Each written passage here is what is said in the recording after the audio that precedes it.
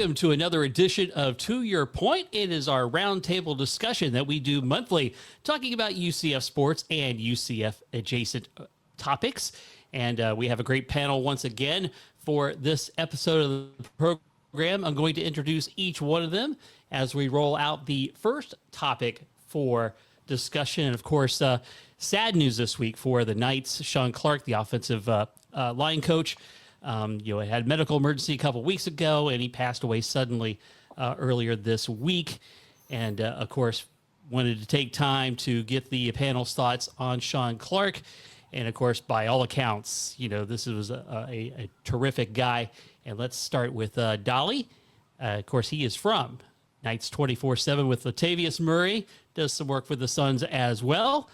Dali, give me your thoughts. Jeff, thank you for having me again, man. Yeah, definitely a pretty rough week for Knight Nation. I thought we were in the clear about a few days ago when, we had medical emergency happen, and I thought it was stable and kind of getting better. I was really excited to see Shawn Clark on our staff. That was a guy that had some great pedigree over at App State, some veteran leadership, and by all accounts, just a great dude that Scott Frost kind of leaned on.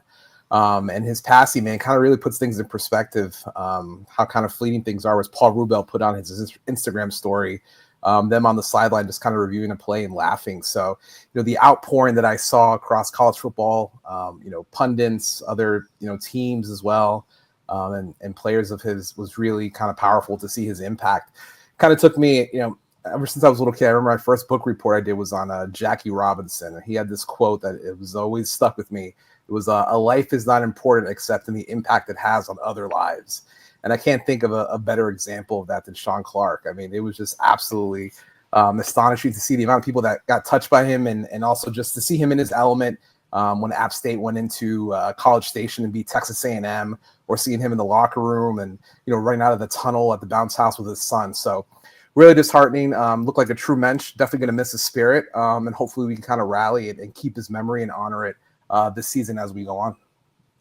Well said. And next up, from the Sons of UCF, has his own mailbag segment that is named after him. And of course, he is the champion of all things gold. We welcome Brian W. Peterson. Brian, please, your thoughts on Shawn Clark. Yeah, Jeff, first, thanks for having me. What a lineup we've got here. I mean, I'm a little biased, but Dali and Matt Murschel, what a star-studded cast we've got here. It is an all-star team. It is an all-star team, but to your point, obviously, remembering Shawn Clark, I mean, just absolutely devastating news coming out earlier this week, Monday afternoon, that he had passed away on Sunday evening.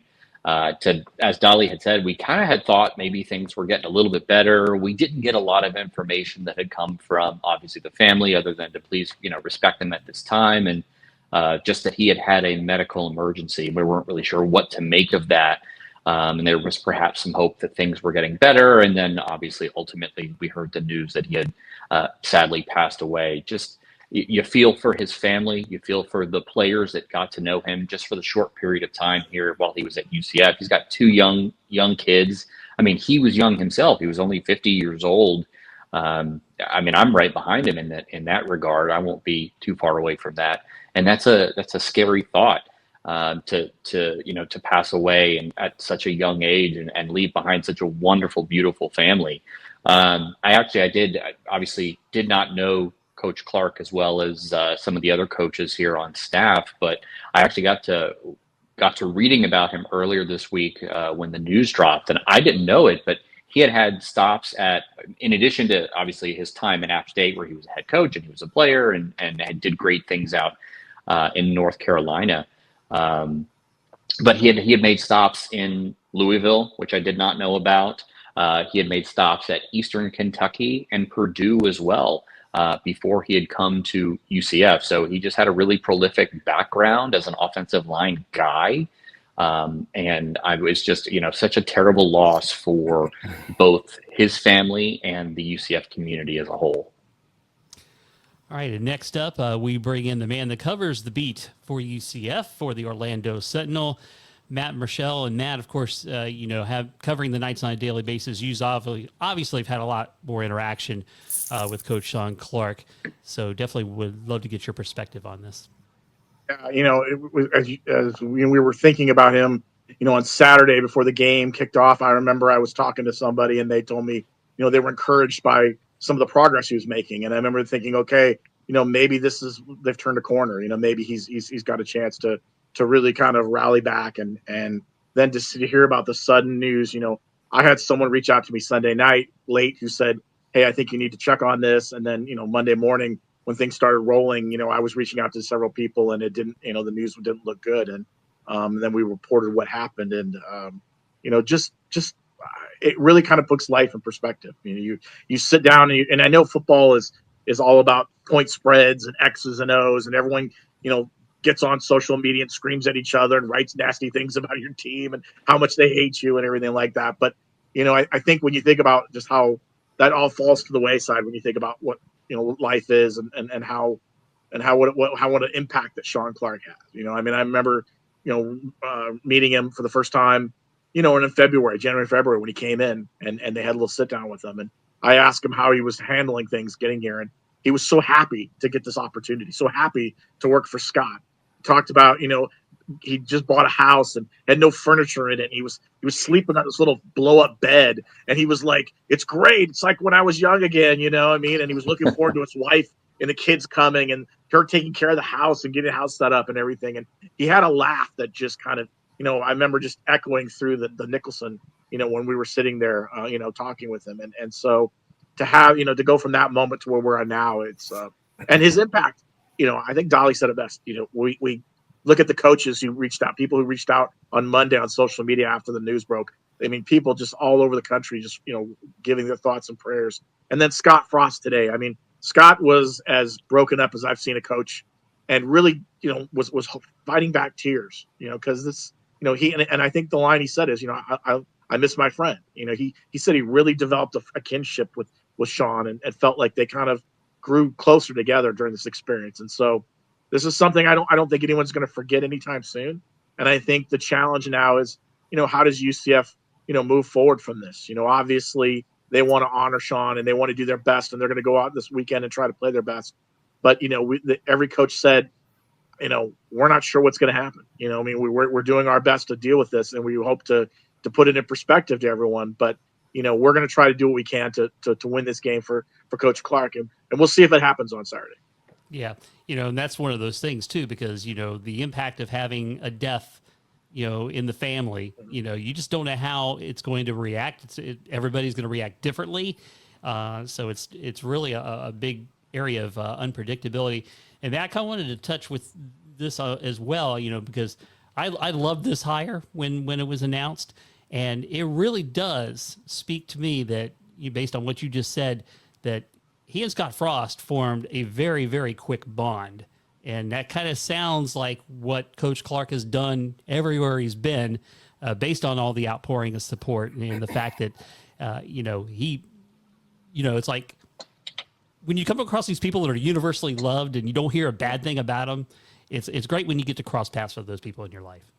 Yeah, Scott said this today was interesting. He said, I sat down with Shawn several times, and he said, I talked about our career paths. And it made me think a little bit about Scott. I'm sure the struggles he had at Nebraska and all the things that went on to that and leading to him leaving there the way it was, being fired, and then trying to kind of resurrect his coaching career. I'm sure sitting down with Coach Clark was probably a great opportunity to hear from someone who's had, a really successful career and probably said, listen, hey man, he can relate to anybody. And I'm sure he related well to Scott about that.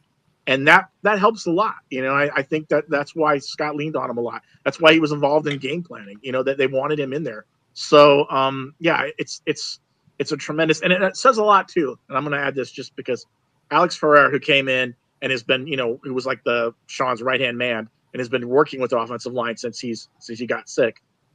He's done an incredible job. He worked with Shawn for a while there. Well, they just brought in Danny Hope, who was the former Purdue coach, who's been a long-time veteran offensive line coach.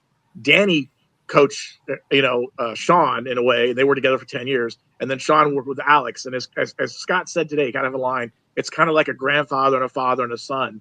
And to keep that kind of lineage, where the feelings and the thoughts and how they did things on the offensive line together, I think is a good tribute to it. It says a lot about how Coach Clark really was able to do things and get the offensive line to where it is. Well, we definitely, send our condolences and prayers to the family of Shawn Clark, as well as the entire UCF family, as they deal with this very difficult time. And, of course, unfortunately, they don't change the football schedule, and there's a game to play on Saturday. So as we move into topic number 2, what is UCF football after 3 games? And they're about to embark in conference play. So what do we know about the 3-0 Knights? Brian, you take first crack at this one. I'm not sure that we really know much about what this UCF Knights squad is at this point. I mean, I can tell you that they're 3-0, but the word that I've been using to describe them is fun, right? I mean, that's the one thing that I can kind of lean on and say that as the season has progressed, win or loss, whether it's a rainy game or a sunny game or a game that's, looking like it might go into overtime, for that first game, this team has been nothing short of fun to watch. And I don't know if that's just the energy of a new season. I guess we're getting into the closer to the midpoint of the season now than we are to the start of it. But this coaching staff has really energized the fan base again. And it is fun to expect that we've got a game on Saturday coming up, which is something that we have drastically needed or wanted for the last couple seasons, right? The energy has been slowly kind of going out the window, especially with this 4-8 season we're just coming off of. And now we're at a point where 3-0, we've been here before, but it's just fun again, right? I can't tell you what the season's going to bring. For a lot of people, this has been kind of dubbed as a year 0 for Scott Frost and his coaching staff. A lot of new players, 70 plus players on this roster having to come in because of the exodus of the old coaching staff and new players transferring in and out. So sky's the limit, but also we need to temper our expectations a bit, I think, and just kind of enjoy the vibes as they've been going on. Every game is a gift, and especially with Coach Clark's passing, that's never been more apparent, I think. So I hope that this team is ready to go to Manhattan on Saturday to open Big 12 conference play, and I think it's going to be a lot of fun. All right, Matt Murschel, what is your thought on what UCF football is after 3 games? Yeah, I think this is a team that's a work in progress. I mean, I think every week they've gotten a little bit better and a little bit better, and they've shown some improvements in some areas, but this is I don't think this is what we expected to see right at this point. I think, they still have some areas where you'd like to see them get a little bit better. Running the football, I still think they need to they need to establish more of a running game at times. The quarterback play has been a lot better than I thought it was probably going to be at this point. Now that they decided on Taven Jackson to be the starter, I think it's looked better. The defense to me has been the MVP so far for the first 3 games. I think they've played outstanding again against someone like Jacksonville State and a North Carolina A&T. What can you take from that? But I thought against North Carolina, you saw their front line is what was being built. They've got guys who can get in there and be disruptive. I think I mentioned this to Alex Grinch today. They've knocked out 3 quarterbacks in the last 2 games, so they've found a way to get to the quarterback. And I think that's something that makes it fun. I agree. This team's fun to watch. I mean, and that game on Saturday was great to see the offense, putting up points. I mean, if you'd have told me sometime, 2 years ago that I'd watch a UCF offense go 19 or 18 or 19 plays, take 10 minutes off the clock, and finish out a game, I would have thought you were something. And it's just fun to see how they're working. And Scott himself has even said, "Listen, we're a work in progress. We know we're going to get better. We know that this is going to. They want to continue to see what they can do. So I'm excited to see what happens. I'm sure they're going to be letdowns here or there, but I think the letdowns aren't going to feel nearly as bottom dropping as they did last year this time around, because I think there's going to be areas where they're going to think the positives are going to outweigh the negatives at this point. Yeah, 18 plays used to equal 4 drives the first time around for Scott. With maybe 3 points. Yeah, that was pretty doggone impressive for sure. So, all right, the 3-0 Knights. Dali? I think to echo Brian Peterson, it's just fun, man. To have the day that I will say I got some jitters at the end of the third quarter when UNC made a touchdown and got within a few scores of just like, oh no. And I think there's still some trauma from the previous staff of just like blowing big leads. But Baylor, like on a national stage and even on ESPN Plus just for the first game, I mean, Scott Frost handled that rain delay and just he wasn't afraid to pivot and put Taven Jackson in the second half and just say take the reins. And he rose to the moment. So it's fun to see. I think we've had a lot more access. Matt Murschel probably speak to this. We've had more access to this staff and team. And I think in the era of, the portal and NIL especially, you kind of have to put that face to the guys and build that rapport and get excited for the guys that are, rocking your laundry on Saturdays. Because we really don't know that much about these guys when they come to the portal. So I feel like we have we're the 12th man on the field and it's a lot more fun. I think we're multiple and dynamic. I think we're all figuring it out as we kind of go along. And I also think too, it's interesting to see that it's not so much of a UCF fast and just kind of Scott being what Scott was in the past, but he's dynamic and he's kind of changing, to just be UCF effective and move the ball down the field, 10 plays, 90 plus yards, and then to run some tempo right before the half to get some points as well. So it's interesting to feel that we are not out of any game. We may be overmatched, and we obviously will be with higher payrolls in this league and just kind of a year zero with Scott Frost. But I also think we're dangerous because we kind of don't even know what we're capable of as well. So I'm interested to see we get on the road, Manhattan in an early start time, 11 a.m. It should be a subdued crowd. It shouldn't be that ruckus on a Saturday. They're coming off a bye. I want to see the fight that our Knights have, and I think it's been a very intriguing 3-0 start for Scott Frost's second tenure. What I find interesting too, it's like as I told people that I work with in the office, it's like, I still don't know what this team is, and maybe that's not such a bad thing at this point. Ignorance could be bliss. Absolutely. In this situation. Looking at the first three games, I was actually scared to death when the line came out on the Jacksonville State game because I'm like, don't sleep on those guys. They're going to be a legitimate opponent to play, and a play or two goes a different way, that's a loss. Yeah. And then of course North Carolina A&T, I referred to that game as a false positive, right? Everything we did went right, but you do what you do in beating up a team like that because that's between the levels, that's what's supposed to happen. So then you get to North Carolina, and my take on North Carolina, you guys feel free to climb in on this. They're a complete crap show. I mean, they are just a program in disarray. The most telling thing to me was when Carolina was huddled up on the sidelines, Belichick wasn't in the huddle. He stood. I pointed that out himself. to several people. Yeah. Yeah, it was just very weird and very disconnected.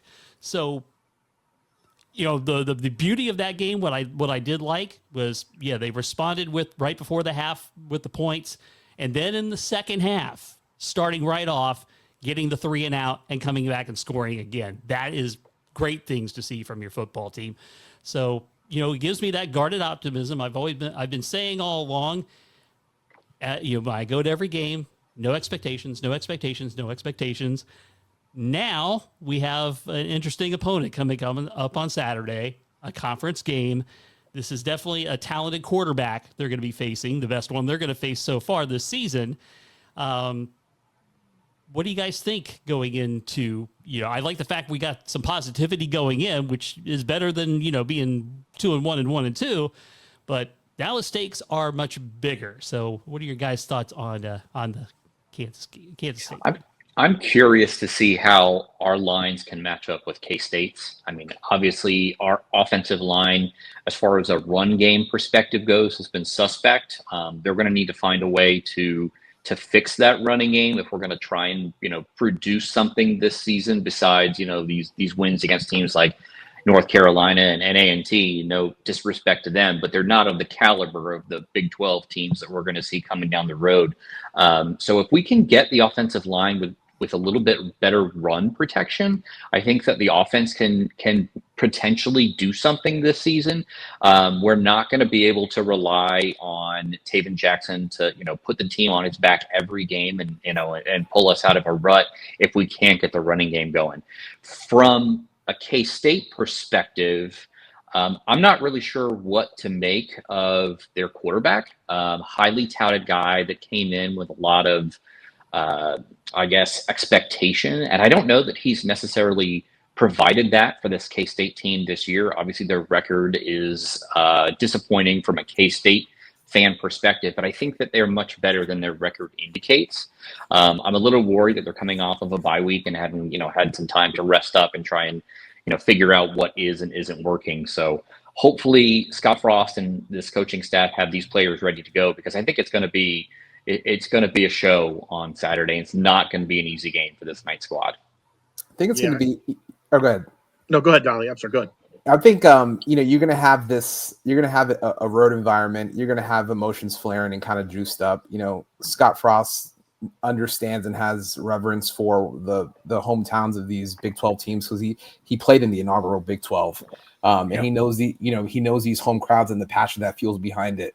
I think Brian made a good point. Our line play, they got some Kansas State beef on both sides of the ball as far as lines go. So how do we, I think our defense is solid enough to get some pressure. I was looking at some stats. K-State on third down is 15 for 48.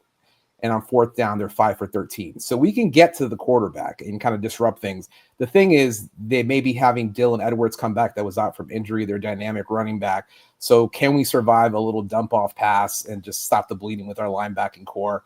And our secondary as well decided to take it over the top. So I think it's just more so of, we have a hard-hitting defense more than I've seen the last few years at UCF. Just keep emotions in check. Don't get ticky-tack penalties of just, jamming guys into the ground and, tacking on some junk yardage. But I want to see, I think, our defense is good enough to just kind of keep us in some games that we can kind of figure out what we're doing on offense. And their rush defense is not that great either. I think the line opened up at 5.5, but I think, or opened up a little bit more than that, like 6.5, and it's been moving down little by little. But I think that's also, too, it's just like, I don't think Vegas even knows kind of what UCF is after 3 games as well, beyond the 3 points that they give you at home. So I think it's just measured. I think, I had this as a loss when we began the season. But, I think we want to start chipping into that, kind of getting some respect in the Big 12. You go into a legacy founding member of the Big 12 at home. Even if they're 1-3, they're still a proud program, and there's a ton of power talent on that squad as well. Then you can kind of start seeing like, okay, it's more so of a mindset and beyond just the X's and O's and the Jimmies and Joes. And we can see it could be an interesting season. We'll start talking a little bit on the Twitter if we come out of Manhattan with a win. I think that for me, it's about confidence. I think UCF has confidence and Kansas State doesn't right now. And I having been there, I know that atmosphere is great. It's going to be outstanding atmosphere. And the interesting thing I found out this week is that Kansas allows their fans to leave at halftime to go back to tailgating and have a few beverages here or there. And then they can come back in and come back into the stadium in the third quarter. And so one of the guys I was talking with who covers Kansas State said, well, if UCF's up or it's a close game at halftime, we may lose half the crowd because they may just decide to stay out and tailgate and drink all afternoon. So, listen, I know it seems basic, but if you can have long drives like they did against North Carolina, you can eat up the clock. You can put points on the board. You take an advantage. You don't let them run all over you like they did the first time these two teams met in 2023. I think there's a chance to grab control of the game early on, and you take the crowd out of it. And if you take the crowd out of it, and a team that's already lacking confidence and already feeling down about itself, I think that could be a real. It's the putting the boot on their throat, so to speak, and just making sure that they stay down, and then you see what happens. And I think that's what UCF would like to do this weekend. Is they'd like to take everything out, take the crowd out of it, and just come away with a victory. It's something that they've struggled with since they've joined the Big 12. They haven't done very well on the road. They've got to find a way to win some of these road games if they want to have a chance to put together maybe a magical season this year. Yeah, definitely agree all across the board. The running game does need to be elevated as we get into this conference, because this is smash mouth football. And we're going to need to be able to put out our licks just as much as the opposition does. So it'll be interesting to see how that goes. And I was just hoping, that we would get some sort of remark where we were called Central again, or CFU or something like that, just to put a little chip in the bowl for that game. All right, so we've nailed down 2 topics so far, and of course, we take a little mid-show break, so to speak. we do a little segment that we call Rank 'em. And what I'm asking our panel to do this time is rank their top 5 UCF football players of all time. So that is going to be an interesting list from all of us, I think. Matt, lead off on this one. Yeah, this was a tough one for me a little bit, just because, I mean, going back and looking at UCF and how being such a young program, so to speak, in regards to college football. I mean, finding guys that how they impacted. Some of the names on my list might surprise you, but I thought, I'm going to lead off with Dante Culpepper. Obviously, I think Dante is the guy who established, really kind of put UCF on the map, so to speak, and his play and being a factor back before they really became a national brand. I think was huge. I've got Mackenzie Milton at 2, and I mean I've always felt like Mackenzie was a big part, him and Scott's run in 2017, and then what happened in 2018 and 2019. Really kind of established putting UCF in the eyes of places like Big 12, and allowed Big 12 to come in and try to want to get UCF to join the league. I got Shaquem Griffin because I mean here's a guy who's been the heart and soul of that.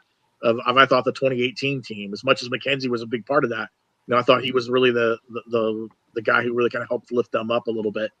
The next one is Kevin Smith, and I mean, I just think a guy who again was had a huge rushing career and was able to put some big numbers up, and again was a guy that had a lot of attention. And then I'm going to wrap up with Brandon Marshall, and I mean, I had a tough time. 5 could have been 5A, B, C, and D with whoever goes in there. But I thought Brandon Marshall again was a name that I think that his impact on the game was crucial for UCF at the time period.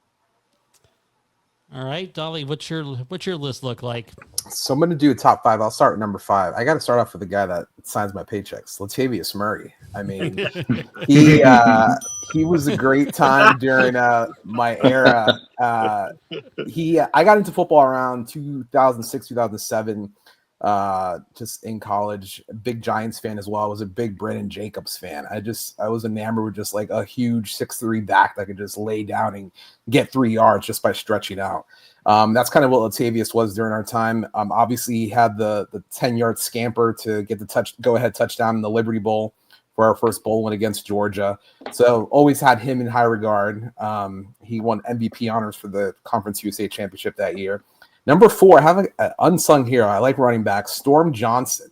This was a portal guy that we got from Miami, but he was a sneaky, really good, huge piece of that 2013 team. Remember, he ran for a career high 117 yards in Happy Valley. He got the touchdown catch as well from Blake Bortles. And then at Louisville, he was blocking like a madman, 109 yards and a touchdown. And then in the Fiesta Bowl, he exploded for 124 yards and 3 touchdowns. So really big moments. He stepped up. Number 3, the ultimate vibes guy. I got Blake Bortles, just a hometown guy. I love that he was from Oviedo when I was in school.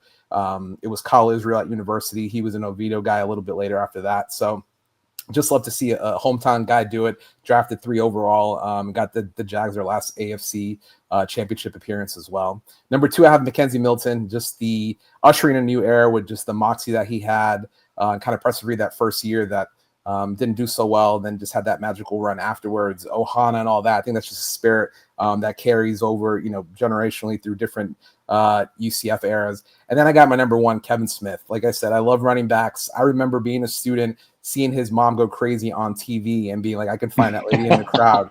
And she was just the sweetest person, took photos of us. It's just so funny. Me and my sister found an old SD card from days that you had to have an actual digital camera at the games. And our faces are all painted and we're hanging out with Mama Smith. And it was great. But that was my first UCF road game. I went up to NC State and he reeled off that 80-plus yard touchdown. And we didn't look back from there for that season in 07. So that'd be my top 5. All right. And so you do get Latavius's autograph all the time. Yeah, on a bi-weekly basis. That's awesome. All right, Brian, what's your top 5? So thanks, Jeff, for putting me in this position where I have to go last. And I'm actually going last, so you're off. Well, yeah. So I took my top 5. I went a little bit different with it. Obviously, we've got the Mackenzie Miltons, the Blake Bortles, the Dante Culpeppers, names that I expected everybody to drop in their top 5. So I went kind of a different route. And I'm going to give my top 5 players, not necessarily names that you would say built this program or didn't build this program, or to that effect, just names that I remember from my time either as a student or a fan. So I'm going to try and not repeat any of the names that Matt and Dali have thrown out there. So the first one I'm going to go with is Mike Sims Walker, played in the earlier Golden Knight days. He had a really interesting career. Obviously, everybody knows that he had a great career playing in the NFL, played for a couple teams in the NFL, including the Jacksonville Jaguars. But the fun thing about Mike Sims Walker, he was kind of the yin to the yang for Brandon Marshall as wide receiver. And the fun thing about him, and this also goes for Brandon, is that during, I don't know if it was the 2004 season or 2005 season, both of those guys actually switched to playing defense at one point. So yes, they were wide receivers, but they also played defense for several games because the team was just so banged up. So give me Mike Sims Walker. Give me Alex Haynes, running back for UCF in 2004 as well. Obviously, new member of the Hall of Fame for UCF. So Alex Haynes is a good guy to have on that list.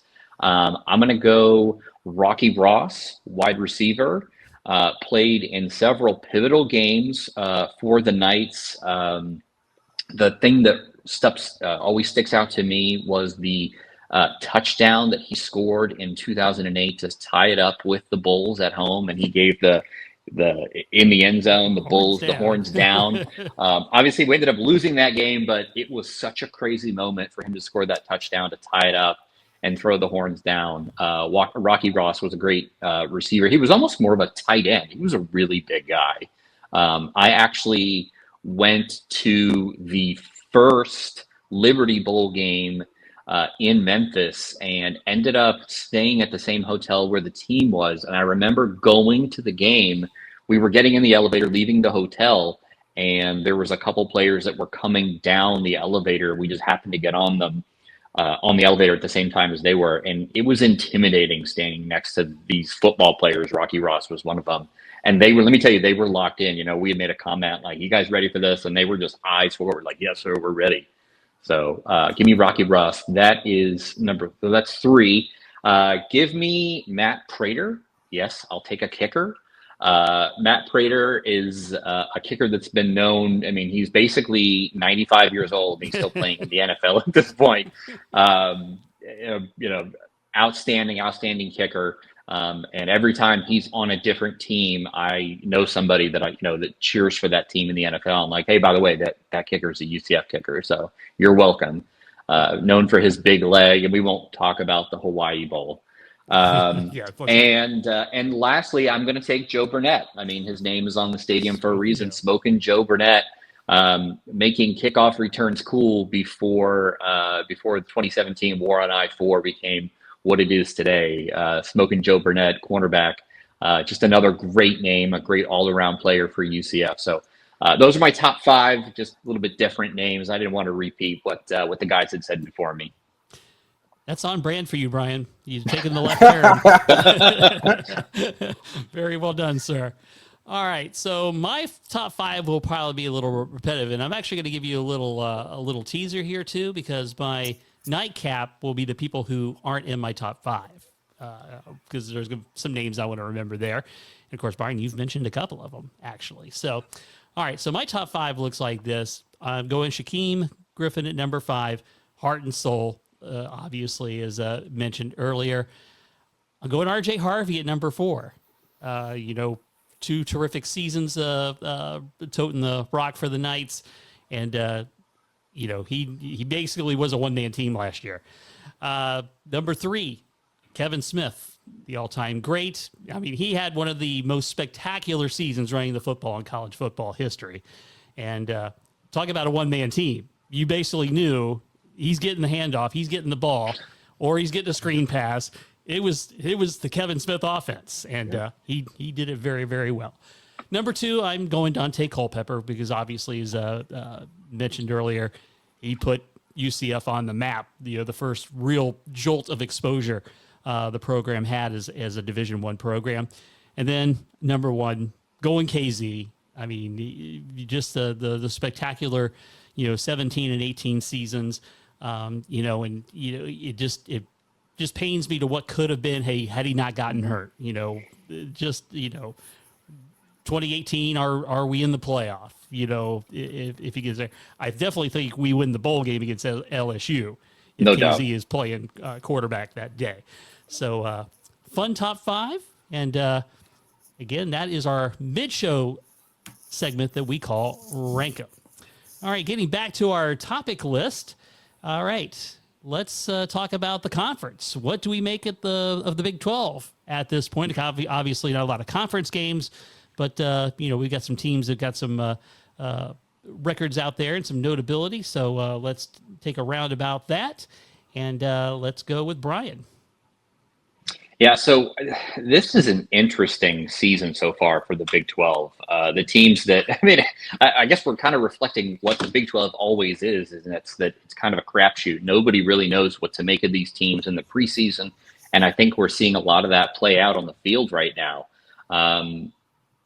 Utah got the Fox Big Noon kickoff treatment that we got last year by getting drubbed at home by a Texas Tech team that looks very, very dangerous. Texas Tech is probably going to be one of the teams that makes the conference championship.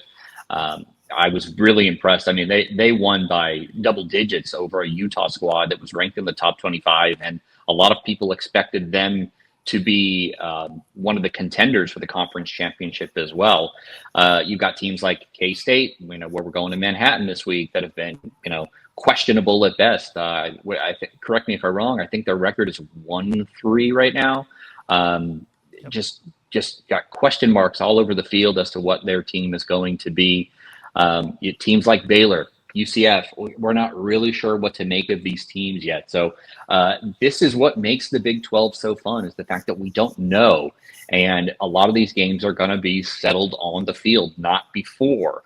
I think that obviously the conference is still wide open. The only team that I would, that scares me, that I would say absolutely any team that plays them should expect to lose, is Texas Tech. I mean, they've put a lot of money as far as NIL goes into their players. They took one of our best players, and their offensive and defensive lines are just scary impressive. So I'm really looking forward to the rest of the season as it plays out and see what the Big 12 can do. I just hope we don't beat each other up too much, and I hope that we find a way to perhaps get more than one team into the college football playoff. Yeah, that definitely affected things last year with the teams taking each other out. Matt, what's your thought?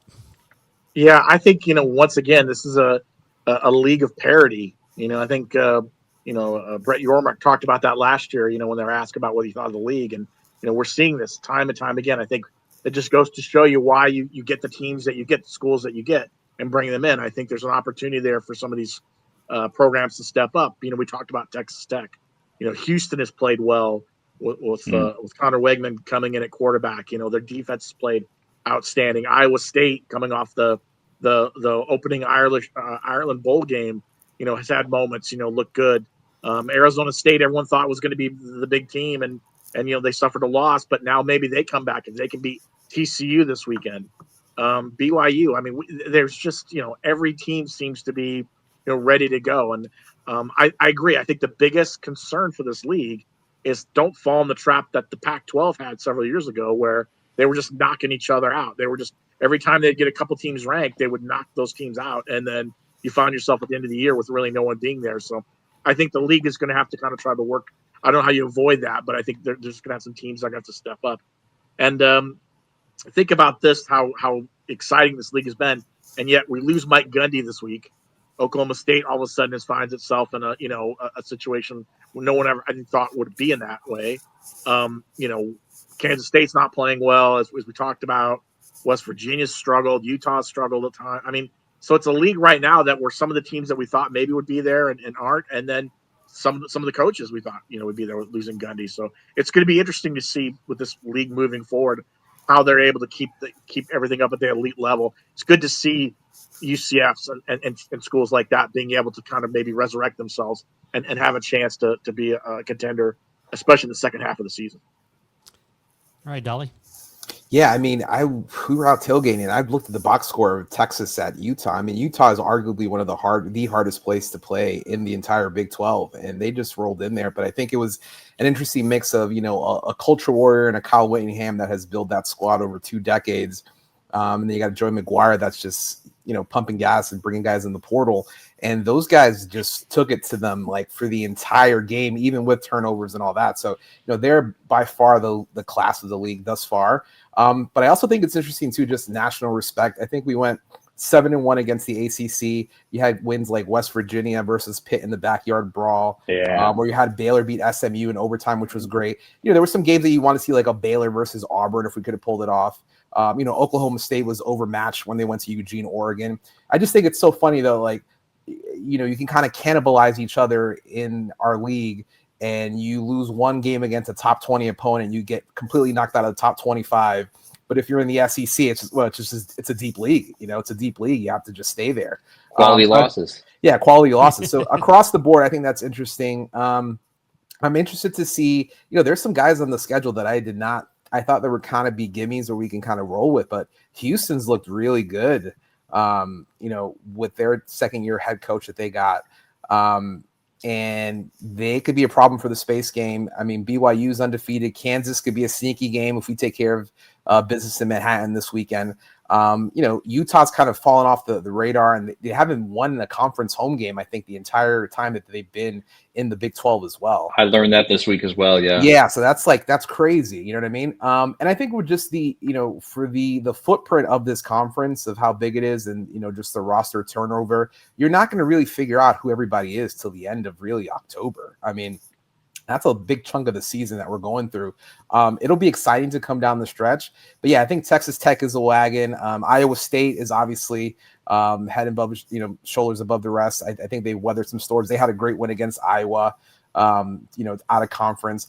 I just think for national respect to just kind of get that going now with the leagues, everybody's playing 9 games. You're going to play an out-of-conference power opponent as well, maybe a G5 team and an FCS. It'll be interesting to see who kind of steps up for the mantle. But like Matt said, I mean, the loss of like a Mike Gundy, that was a guy that I was so excited to just see. I'm disappointed I didn't get to see him in the bounce house. I couldn't make that game for the space game.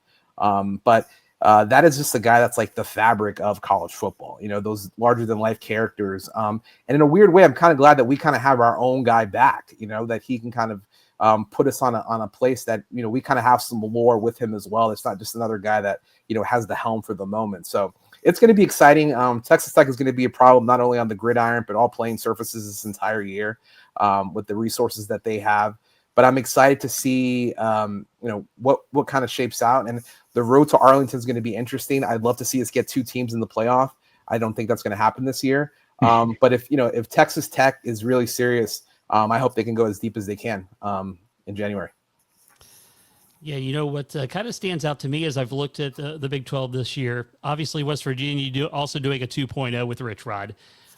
Colorado, Deion finding out life without his Heisman Trophy winner and his son is a little bit harder these days. It'll be interesting to see, I say don't sleep on Houston. Willie Fritz proved to be a dynamic head coach at Tulane of all places.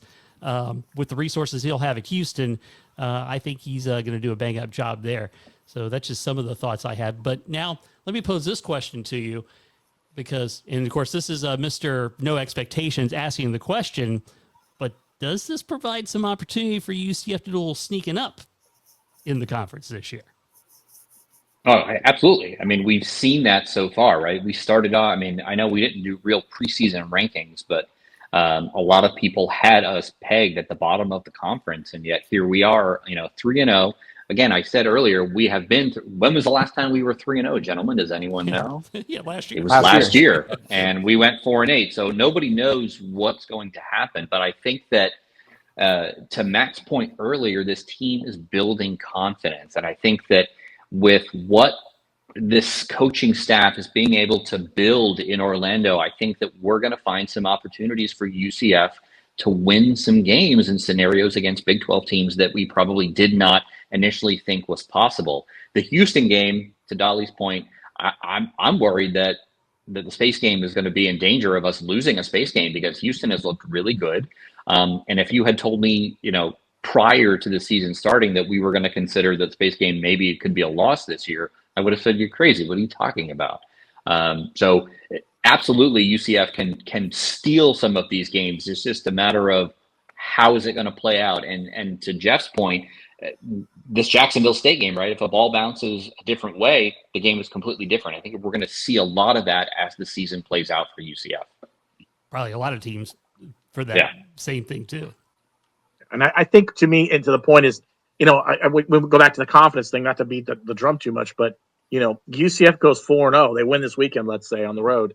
The last time they were 4-0 was 2018, and that was an undefeated regular season year. I mean, so you build that confidence, and then you're looking at the schedule and you're thinking, okay, well, six wins doesn't seem, was maybe the top ceiling. Well, all of a sudden now you're thinking maybe that's 7 and maybe that's 8, depending on how things go. And if everyone stays healthy, then I think you can find your way into that argument. So, but it's going to take a lot. And we've had some people talk. I mean, I had people say to me, this is a team that could galvanize, could use some of the adversity that they're facing and use that kind of to rally behind and take advantage of it. And it could happen. We've seen teams do that in the past. And so, UCF could have that opportunity maybe to try to find a way to really get things going. If they stay healthy and everyone seems to be clicking on all cylinders, I mean, there's nothing to say that you could be a top, 2 or 3 team, 4 team in this Big 12 in the end of the year. Oh my gosh! Breaking news, Matt. top 2 or 3 teams. Dun, dun, dun, dun. Momentum is a hell of a drug. I think it's right. You got to remember, people don't think those 17 seasons in the 18. I mean, we literally had lucky bounces left and right. Missed field goal for a championship. I mean, it's just football, and sometimes the football gods look favorably on you. And listen, we're due because we've had a couple years of just some real doozies. And if everyone just keeps healthy and it just kind of puts it, I feel like we're building something though. It doesn't feel stagnant. And I think we've seen glimmers of things that there's progress being made, or there's a change that needs to be made, or something that's a little bit lacking that we're addressing. It feels like there's actual coaching going on. And I think that last game too was very cathartic, that we exercised some demons from the bounce house, man, because the bounce house used to be a really hard place to play, and it was really crappy to have a West Virginia and the bellows of the bounce house, screaming country roads, as we're pilfering out in the third quarter. So to get some of that soul back and some of that juice, I mean, we've only allowed, I don't think we've allowed anybody to score over 10 points or 20 points in the bounce out. You know what I mean? Yep. So it's to reclaim some of that home field advantage. I think we got some of our soul back last Saturday. I could tell you this. I think a real test, and I know people will probably roll their eyes, but after the first 4 games, players can jump in and decide to redshirt. And last year, you remember that was a huge deal for UCF. I mean, they lost a lot of talented players that jumped in and did that. I'll be interested to see if any players do that here, under Frost in this time. If no one does it, that says a lot about what he's building there, and the idea of just of not wanting to miss being a part of something special. So we'll find out after this weekend. Well, and all I know is one thing: if they win Saturday, I'm going to be trying to say no expectation, going no. I won't be able to get it out because the fire will be and coming into the season, my hope was not so much about the record, but showing the program having upward momentum. And I think we're seeing that right now. And that, my friends, is a beautiful thing. All right, let's kind of stroll around the Sunshine State. Let's get thoughts on the other programs, thoughts on Miami, Florida State, Florida, and our friends to the west. And Brian, you're up first for this one. So it might be a not very popular take, but I found myself actually pulling for Florida in the Florida-Miami game last weekend, and let me explain why. My thought was, okay, South Florida beat Florida in the Swamp, so they have a win over Florida. Florida, if they beat Miami, this was my thought process at the time, if they beat Miami, they have a win over Miami. One, that's going to keep Billy Napier around a little bit longer, and the longer he's around in Florida, the happier I am. And then 2, I expect that Florida is going to lose to Florida State when they play towards the end of the season. So Florida loses to South Florida loses to Miami. and South Florida or Miami potentially loses to Florida State as well, nobody can claim that they own the state if they all beat each other up. So that was my thought process. Let me tell you, it makes me sick to my stomach as a UCF fan that South Florida got the attention that they got earlier this season. They've kind of been brought back down to, to reality a little bit, but they're still a darling in the group of 5, group of 6 realm of discussion for teams that could make the playoff. And I will absolutely pull my hair out if that team makes it to the conference, obviously the CFP before we do, being in a Power 4 conference. I don't think it's going to happen. I think that there are a better group of 6 teams that are out there, but they certainly have some momentum. Talking about Miami and Florida State, I really don't know what to make of Florida State. Miami has been very scary. Their defense is very, very scary.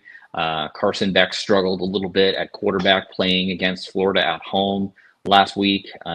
Speaking of quarterbacks in the state of Florida, Tommy Castellanos in Tallahassee.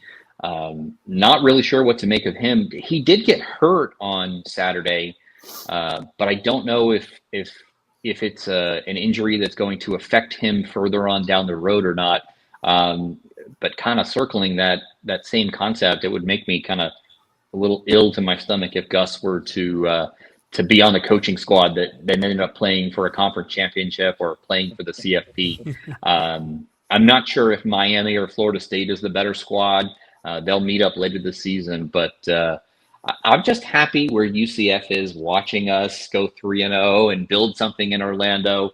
I'm not really paying attention to them too much after the whole South Florida debacle. I was a little nervous for a while there. You can ask Dali.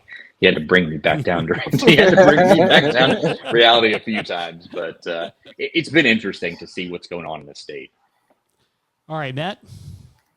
Well, I think Miami is probably the best team I've seen so far. I know they struggled a little bit with Florida, but I think this is a good Miami team. I think this is probably one of the better teams that Mario Cristobal has had, and I think they've been able to prove that so far. Now, what they have to avoid is there's always one game on their schedule that they lose to somebody they're not supposed to lose to, and it kind of throws them in disarray. So, it's going to be interesting to see how they perform.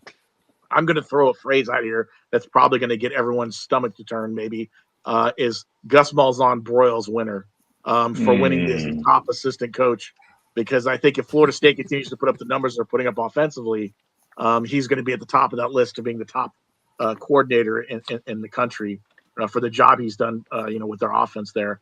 They play Miami. It's going to be interesting to see how whoever comes out on top of that, if it's Florida State, their schedule their schedule is easy enough. I think they can run the table. And Miami's sort of the same sort of way.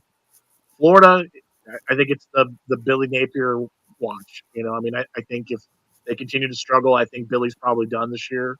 I can't see Florida wanting to go with another season of him, especially if DJ Lagway is hurt and DJ is missing some time. I don't think Florida's going to have an opportunity. And then for USF, again, for them, it's kind of a similar situation that UCF was in years ago. You're just going to have to win, baby. If you win, you're going to have an opportunity to do some stuff. And so that's what they're going to have to do. And it'll be interesting to see if they're going to be able to do that. It's easy to be all bravado now, but wait to see when you start facing a little bit of adversity and then see what happens. All right. And Dali, before you answer the question, how did you bring Brian back? Just some facts. He was yelling at me. He's like, "You need to calm down. Just relax. It's Tuesday. Let's get through the work day, and we'll worry about fun things on the weekend later." No, it's my guy. Listen, in the state of Florida from 1985 to 2013, you tack on our 4 years to 17, arguably the best statewide football success you'll ever see in history, with all these different teams doing it. There's too much talent down here. There's too much passion down here that it's going to be cyclical, and you're going to see, teams come up and down again. I was getting very nervous to see the big three back all at the same time, and maybe UCF being down, and then you tack on 3.5 out west, with big wins against Boise State, and at Florida. I just thought it was going to snowball into something more. But I think anytime I see these matchups, it's good for college football for some regionality, with all this conference realignment. I enjoyed watching those games. But I think, Miami's definitely for real. But like Matt said, Mario Cristobal's got one boneheaded game where he, doesn't, just kneel down the ball or just something funky happens. He's got something in there. But then, Pete, we forget about the neurodivergence that we've seen in Tallahassee on both sides from Mike Norvell and Gus Malzahn, that we've benefited from and also been on the losing end, in championship games and all that. So I think that'll play out as the season unfolds. Dabo is too proud to just let himself get steamrolled in conference throughout that. So I'll be interested to see that. I still think Tulane and Memphis are going to give. I think they dodged Tulane this year, but they play Memphis. The Cows do. I don't think, I don't trust Golish yet. He's really good on sayings and chewing gum at the mic. I don't know what they plan to do beyond Byron Brown. I know they got a highly touted guy from South Florida. They're doing it right. They're building their thing. They have their stadium. It'll be here in 2 years. But you got to win, man. You can have all the facilities in the world. If you haven't made a conference championship game, just win one of those before you're talking about going to the Big Ten. Just most delusional fans I've ever seen, ever on a Twitter timeline. But I'm happy for them because it's literally just run. This is what I told Brian when he was kind of losing it for a little bit. It's like, we got to run our own race. And right now that's, put the bones in place so that we can kind of walk into Arlington in 2 or 3 years. And I think we're seeing that across the state. The good thing too is, I think we got really boom addict the last couple of years of just like, we got to see these 4 stars that, these 5 stars on campus. And, we signed those guys, but a lot of those guys portaled out, fizzled out, or just, were headaches for us. And I'm seeing these guys that we've pulled, from a limestone division too. I mean, we've hit on a lot of guys coming in from the portal, or like a Jaden Nixon as well underneath the staff. So there's going to be more than enough talent. I think Frost is definitely going to clamp down on the state of Florida recruiting. But at the moment, I think Miami's definitely a college football playoff team. I think Gus is definitely going to be in the ACC championship game. If he wins the Burroughs Award, I'm happy for him, because that would be a feather in the cap of what we said. He was always a better, offensive coordinator than an entire CEO of an operation. He looks happy. Christy looks happy and healthy. So I'm happy for them. They left us in a great situation. I just feel like we're back to what our ethos is, a little bit of that underdog and chip on our shoulder. So we're good right now. We're in a wait and see mode for the next 2 or 3 years. Florida, I don't think, if they keep Billy Napier beyond this, I don't know if you're going to have a Lane Kiffin want to give up a situation that he has in Ole Miss. I mean, he can win 10 games and roll into the CFP year over year. But maybe there's an itch to maybe get somewhere new. Beyond that, I don't know what's interesting. I heard like Eli Drinkwitz, also from Missouri. I don't know. It's a good coach. He's done it. He's a Sun Belt guy just like Billy, but he's actually done it, at Missouri, which is a hard place to win at.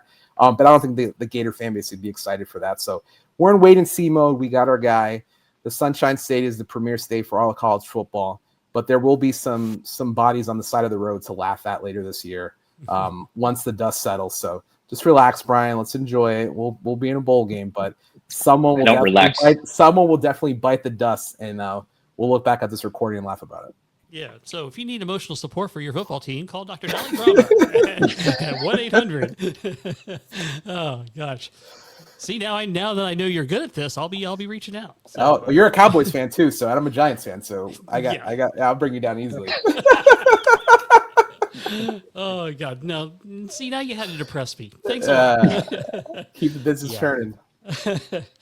Yeah, so as I look at these programs, it's interesting where Florida State with Gus and with Tommy, and I'm thinking, Gus, why didn't you do this a couple of years ago when you had Tommy instead of keep riding the JRP train? You could have done this already here. So and it's also mystifying that Tommy went back with Gus after he basically kind of did him wrong here, burning his red shirt. So, Stockholm syndrome. Yeah, maybe so. Maybe so. Yeah, you are a psychologist. Who knew? So. Florida State, yeah, they do look good right now. And Miami. That's like the Miami defenses of old, where you just were like, you can almost tell the offense is afraid when they're lining up on the other side of them. And then at Florida, I mean, I think that's a toast situation, regardless. And then with South Florida, I don't see they may not make their conference championship game. I mean, I think there may be a loss or two in there on their schedule. They've got, we know from back in the day. That conference, the American, is a competitive conference at the level it's at. So I don't think that's a cakewalk for them as far as that goes. So it is interesting that, we had the conversation about, the big three, UCF kind of sitting on the side, and it's kind of good that we're kind of, outside of that bubble and sticking to our own business, if you will. So I like that as well. All right, time to conclude the program, and we will do nightcaps, where we take a minute or two. Each panelist will deliver a monologue of the topic of their choosing, and Matt Murschel draws first blood.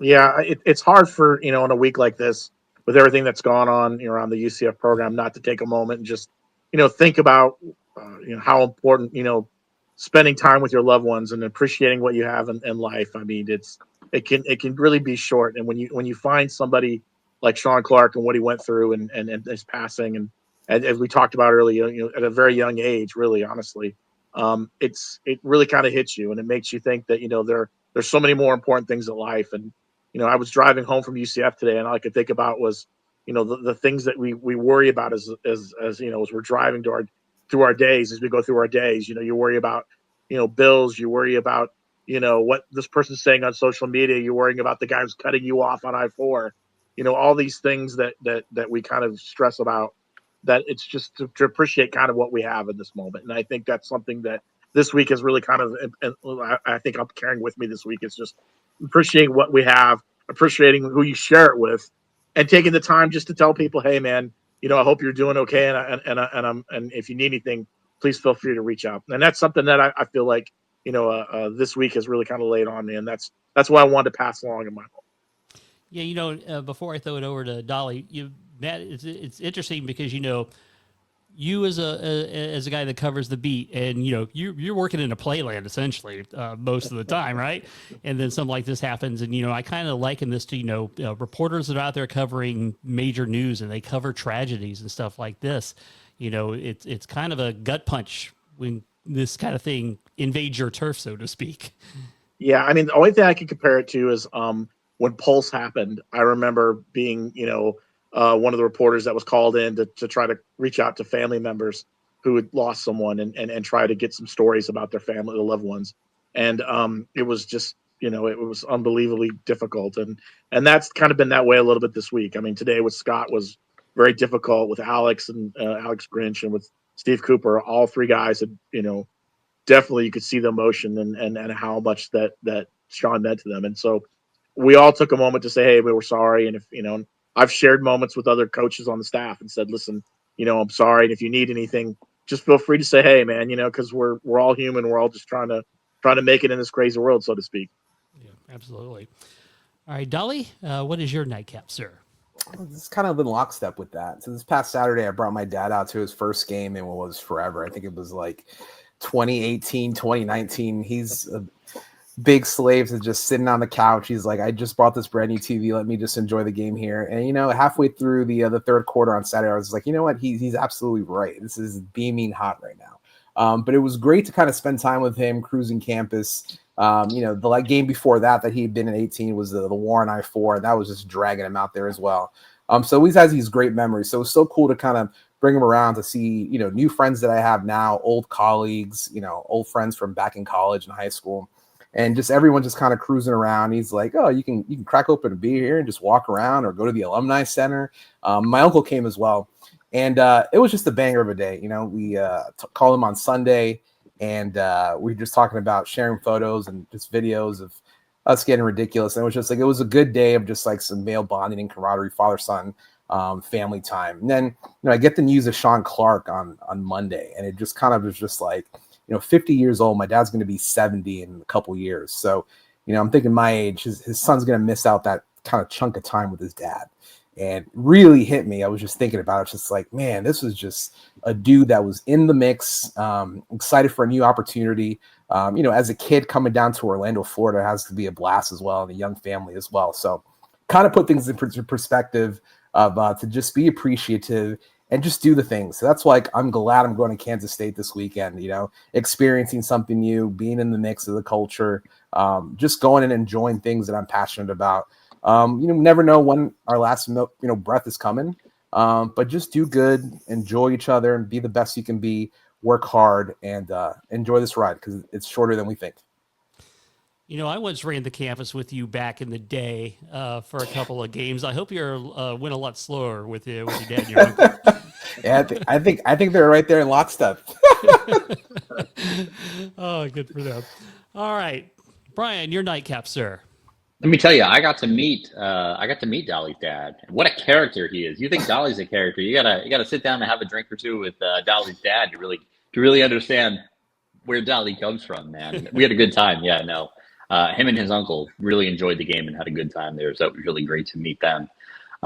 So my nightcap is really kind of sounds useless now that Dali and Matt have gotten to go, because you guys are talking about Coach Clark and the importance of family. And I was going to talk about polls and the BCS and bring that back, and computers and rankings, and we're ranking 0-2 Notre Dame in the top 25, guys. What are we doing? What are we doing? Can we remove the human bias from this crazy CFP? And I say CFP because it's not a real playoff. It never has been. I don't care how many teams you throw into it. You still have a group of people that sit down and say, who's going to make us the most money if we have Alabama play Clemson? Let's go ahead and find a way to make that happen. So, I mean, my nightcap, like I said, it's really in the grand scheme of things that Dali and Matt brought up is really not that important. Just talking about football, a couple of guys talking about football on a weekday night is what's really important. And I like I said at the start of the show, I think vibes are really high for us. I mean, the Coach Clark thing obviously is a gut punch, and we'll be thinking about them, all season long. But here we are, and vibes are finally high again, and it's nice. It's nice to be able to share this with the people that are around us. Amen to that. Amen. Well said. Well said, brother. Obviously, I share the same thoughts. Real life has happened this week, and it is a gut punch, and we just hope that everybody's able to cope, and thoughts and prayers are certainly with everybody involved with that. My nightcap, as I kind of teased earlier, I wanted to talk about some of the few names that didn't make my top five, because I found the top five very, very difficult, and I'll tell you why. Because you can look at a school like Syracuse, it's been around forever, and their top five is easy. All running backs: Jim Brown, Ernie Davis, Floyd Little, Larry Zonka, and Joe Morris, right? You can make that list in 10 seconds. With UCF, a lot shorter life, but a lot of players that have had great impact on the program as it has grown through the years. And so some of the guys I wanted to call out that didn't make my top five, some of them were mentioned by Brian. Brandon Marshall, who ended up being the greatest NFL wide receiver out of UCF. Blake Bortles, he got us our first New Year's Six Bowl win, which was very significant for the program. And Matt Prater. I have two Matt Prater stories. Of course, the one road game at Penn State where he bombed the long 54-yard field goal that made that a close game at halftime, and we were lit. We thought, oh my God, we're gonna be in this game. We're gonna win it. Another player I wanted to mention, and he's probably more synonymous as a coach, but Sean Beckton, a terrific wide receiver for UCF, but he became a great assistant coach and a great ambassador overall for UCF. The man that signs Dali's checks, Latavius Murray. He was such a terrific back here. A name that might be a little controversial because of the way his NFL career ended, Bruce Miller. Bruce Miller was a heart and soul defensive player, and is very amazing that as a D lineman, he ends up playing fullback in the National Football League, which I don't think anybody saw that coming. And then we got to mention a couple of running backs. Obviously, we mentioned earlier the Hall of Famer Alex Haynes, and then from Apopka, Florida, the really first dynamic UCF running back, Marquette Smith. He transferred. He left FSU to come back home, And he was such an electric football player, and enjoyed watching him. All right, so we've paid homage to those folks, and this is going to wrap up the show. And, of course, as always, we thank you for joining us. For Matt, Dali, and Brian, I'm Jeff Allen. Thanks for joining us for To Your Point.